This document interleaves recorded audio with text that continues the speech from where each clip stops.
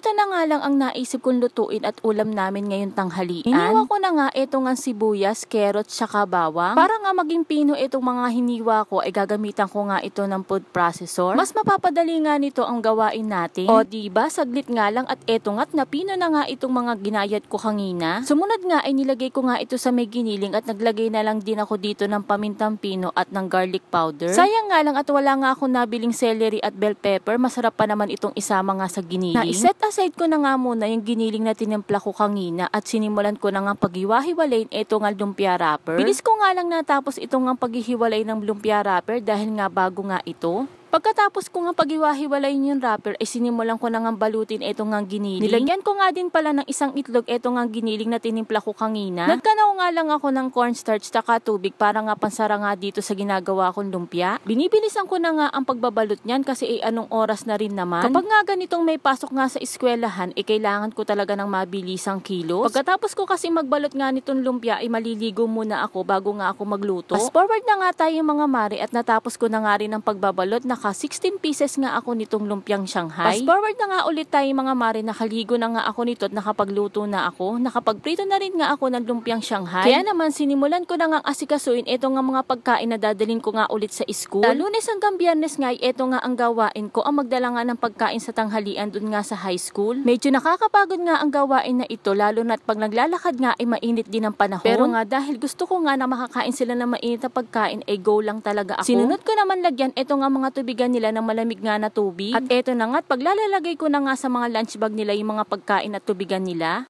Paalis na nga tayo nito papunta nga sa school para nga dalhin ito nga mga pagkain. Si Sia nga iniwan ko nga muna ulit kay nanay. Nung hapon naman ay meron nga dumating nga na parcel. Ito nga yung in-order ko na scientific calculator para dun nga sa grade 8 ko. Nakabili na nga ako dati nga dito sa seller na to kaya dito na lang ulit ako umorder. Mabuti na lang talaga ngayong panahon na ito ay meron na nga nabibili kahit papano na mumurahin nga na ganito. Naalala ko kasi nung nag-aaral nga ako nung college ay binili nga ako ni nanay ng ganito ay nasa 1,000 plus nga ang presyo nito. Pagka-open ko nga nito ay tinesting ko agad at okay naman. Pumasok nga ako dito sa kwarto namin at nakita ko nga itong si Sia at nandito nga yung ibang laruan niya. Nakakatuwa lang talaga at pinaplansya nga yung damit nga ng Barbie niya. Eto nga laruan na ito ay sa mga ate pa niya.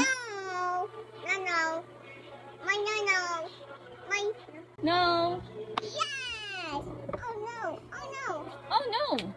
Okay. Oh no. Nakakatuwa nga ito nga si Sia at pagka nga nagsasalita ay may pa-English pa nga. Kaya minsan talaga ay napapasabak nga kami dito kay Sia. Minsan tuloy ay nailalabas nga namin yung mga English nga namin na nakatago. O siya, hanggang dito na lang. See you on my next vlog. Thank you for watching. Bye!